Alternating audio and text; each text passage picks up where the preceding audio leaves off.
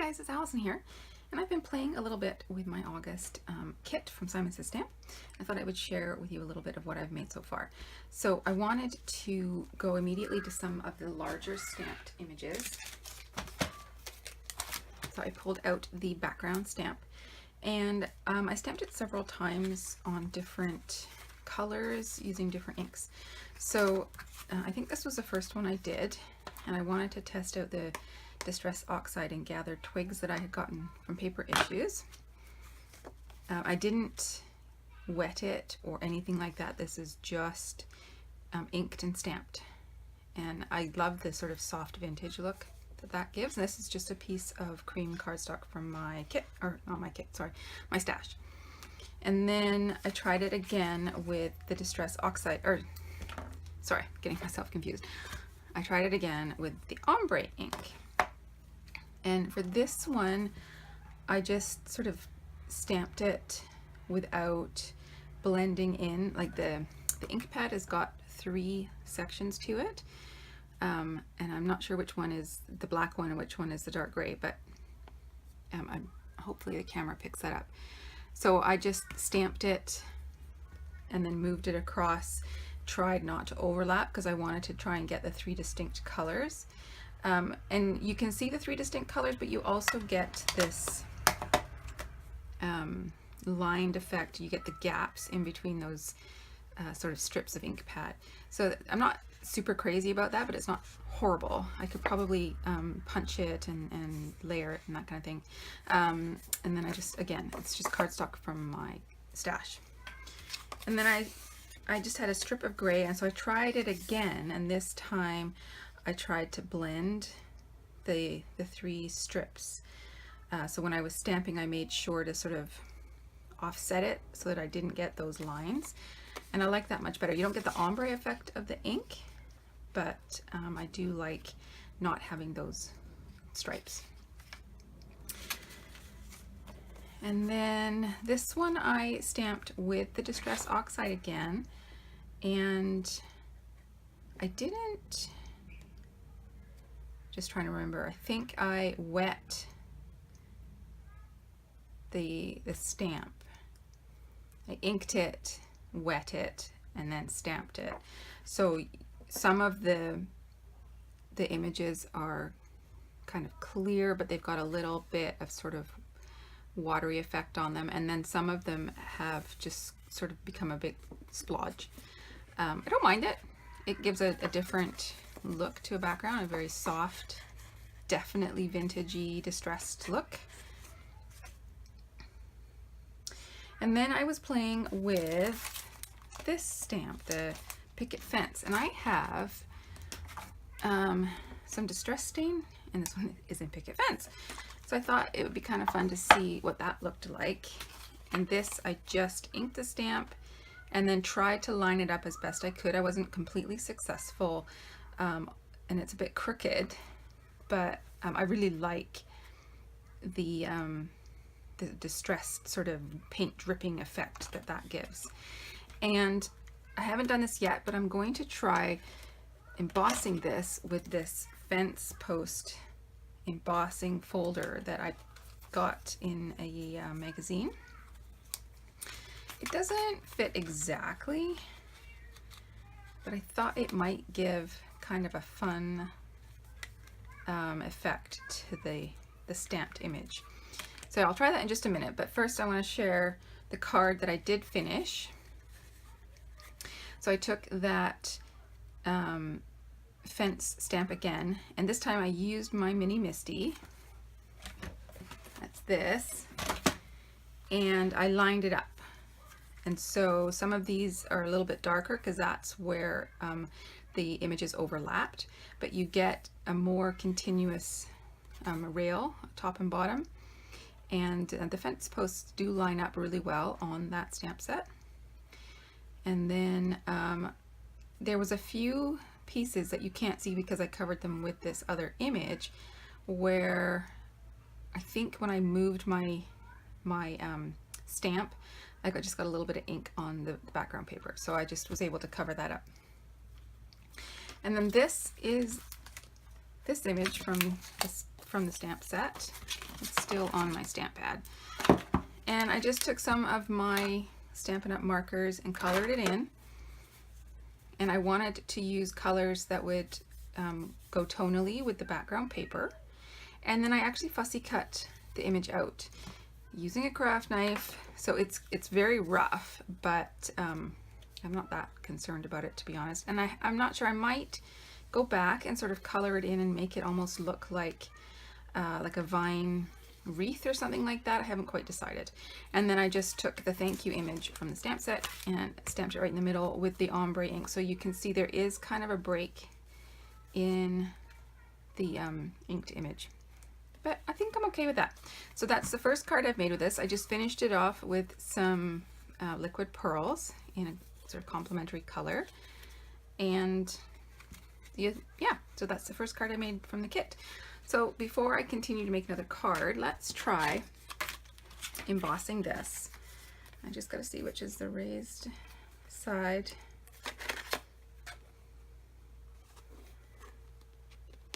That's the raised image. Okay, so I want to try and line up the fence posts as best I can. They do seem to mostly line up. It's not perfect, but let's try putting this through my embossing, my Big Shot, and see what happens.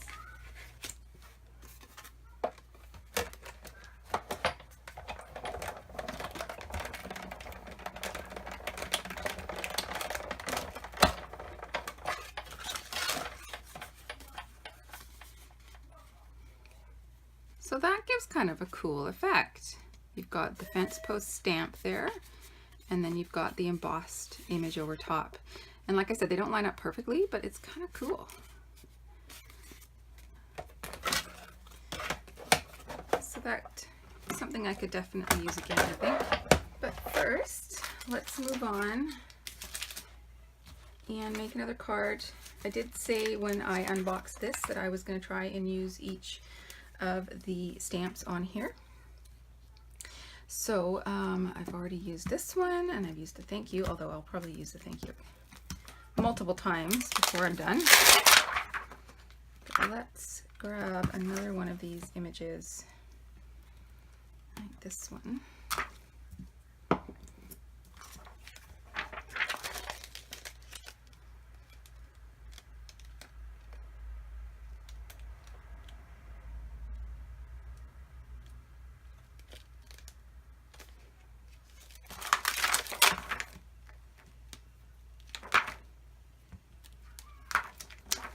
This says a special gift for you. And then I like this sort of flourish underneath. Try and get that lined up and centered and straight.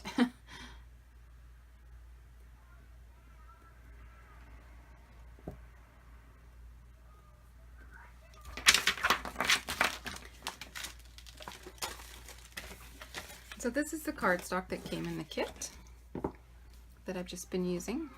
And I'm just going to keep using this ombre ink, just making sure to blend the colors so I don't get that line effect.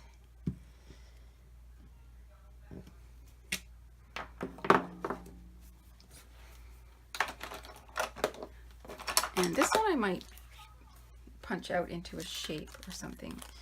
And I think I'll add some twine to the pot once I have colored it in. So let's choose a background paper for this. Go soft.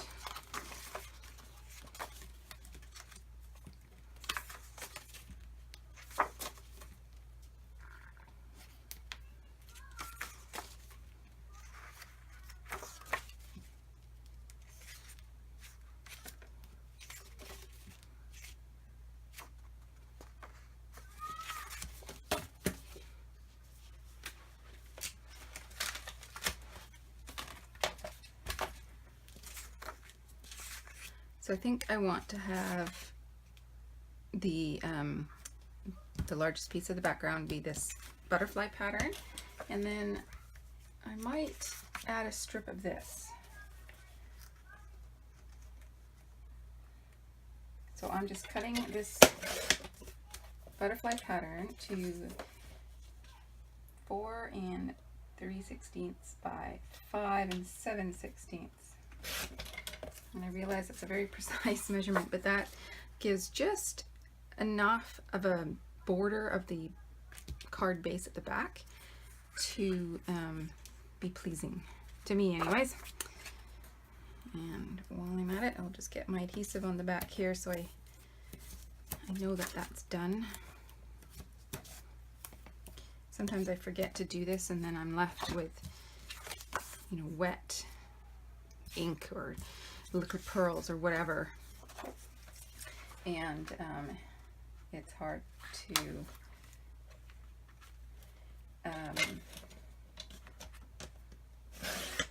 adhere it down after that. I'm just going to cut an 1.5 inch strip just to have it ready. Now let's color these. I've got some lovely poppies, but I think I will do them in some pinks. So I'm just going to test my pinks.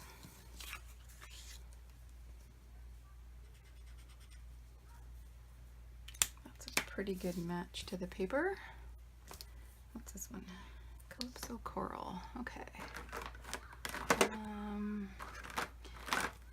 And you can use any markers you have, really. I just still have these ones from my days when I was a Stampin' Up! Rep. I'll grab some greens, and I think maybe a blue.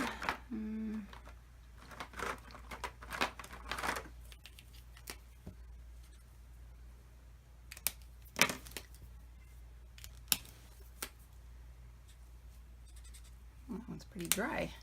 I'm just going to let it sit upside down for now and see if some ink will come into the tip there. Okay.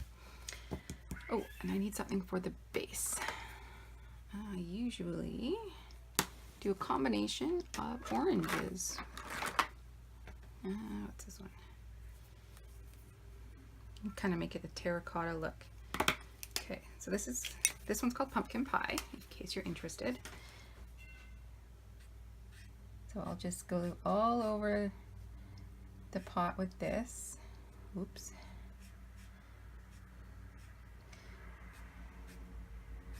I'm trying to be quite careful. I am going to fussy cut this, and I'll probably at least cut the pot out quite true to the image.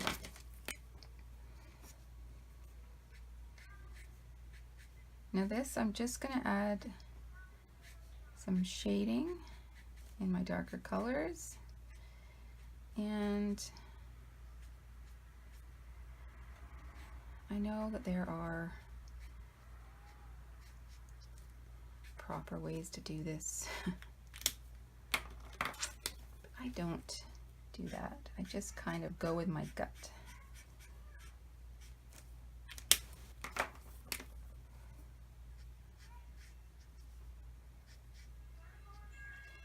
And it seems to all work out, so that's good then, right? Okay, so there's my pot done. And now I'm always going to start with my lightest colors, and then and I usually put the lightest color all over the image, unless, you know, it's got eyes or something like that that need to have a different color altogether. And then I'll come in with my darker color and add the shading.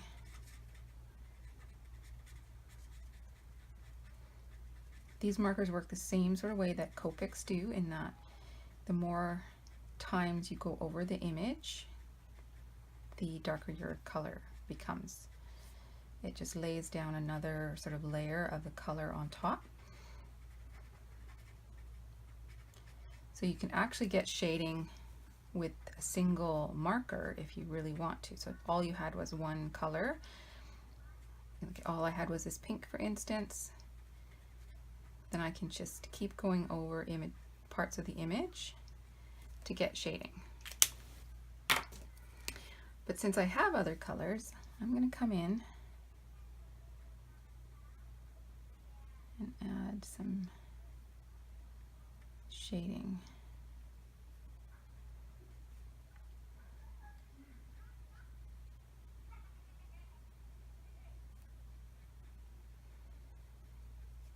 Like I said, I'm not professional. I guess I didn't really say that, but that's probably obvious here. I'm not a professional colorer. In fact, I don't particularly like doing a lot of hand coloring because I don't think my technique is the greatest, so I'm not always satisfied with how the image comes out.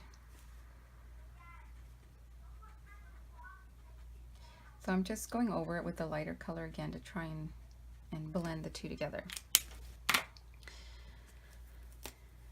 And I think these little guys need to be blue.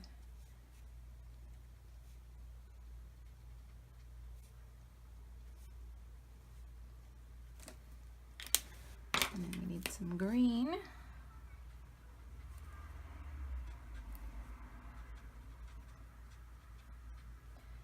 And when I'm coloring leaves and stems and things, I gotta admit I'm not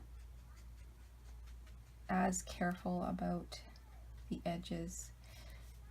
Like these sort of twig-like things, I kind of just want there to be a hint of green there.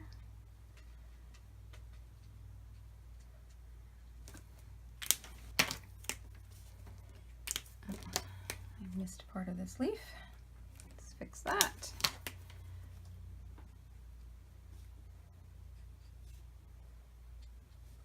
So I'm just going to very lightly add some of this dark green.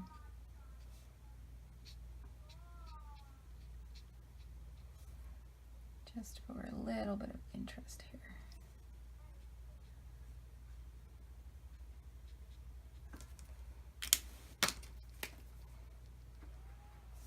And again, come in with my lighter color to sort of blend it in. And let's try this.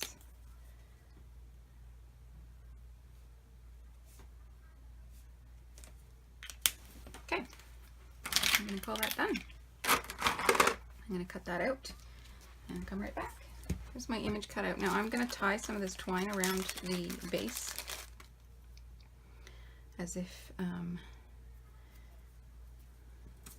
it were a gift that somebody has done this to.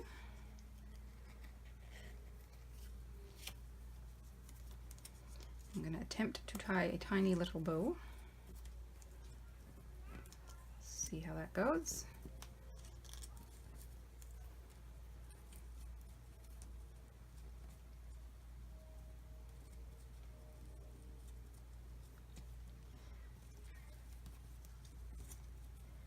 Yeah. You know what? This twine doesn't like to be tied in bows so much. My fingers are feeling a little clumsy today, so a knot is going to have to do. Let's just trim those ends a little bit more.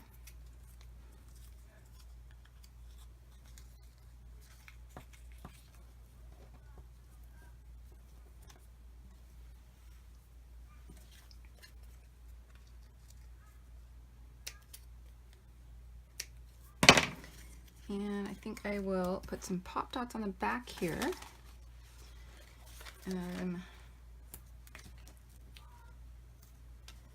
Just to give it a little bit more presence. Okay, now to build the rest of my card. I need a card base, and I've typically always got a stack of them waiting for me.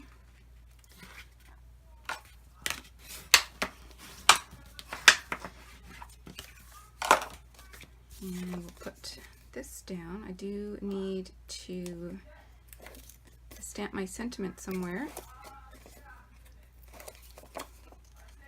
Sorry if you can hear my neighbors. It is summertime and it is quite warm, so all the windows and doors are open. It's just the way it is.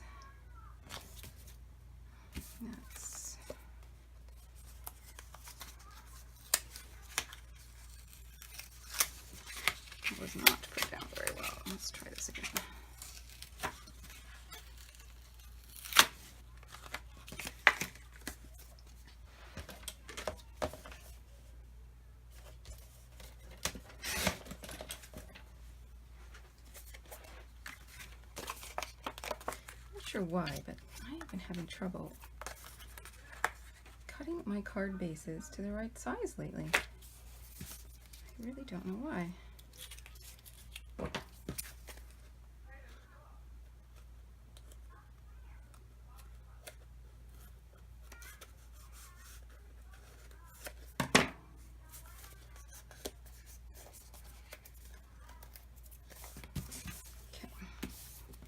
It's a bit rough there, but I do have this that I can use to cover that. Now, maybe a piece of white, even just like this, like the back side of my florals. Actually, I think this needs to be in color, so I'm gonna grab that blue color. Let's see what this looks like. It is not at all centered or straight.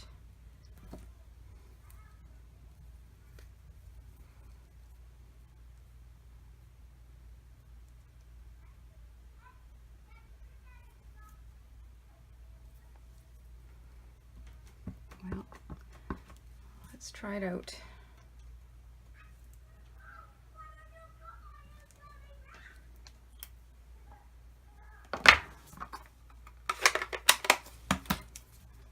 That's not horrible.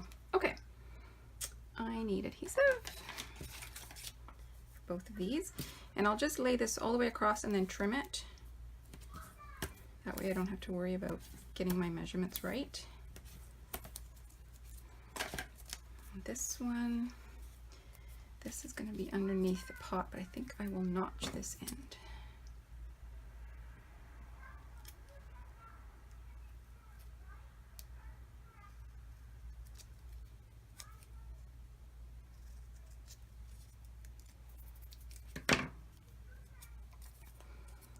Okay, so working from the bottom up, we will get our contrasting strip down, put it in such a way to hide, make sure the script is the right way up,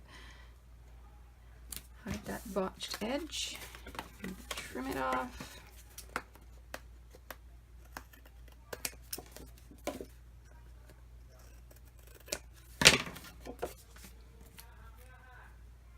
And then we'll put my sentiment down, and last, my stamped image.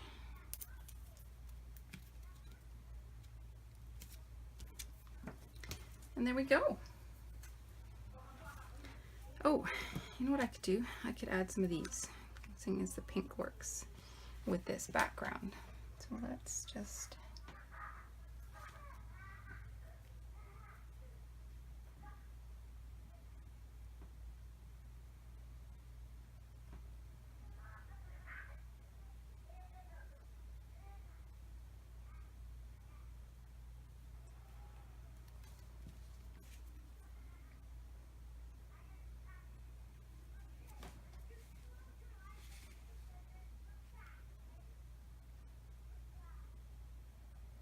I don't think I want them on the butterflies, so I think I will keep them in just this sort of line here and maybe sort of bounce them around a little bit.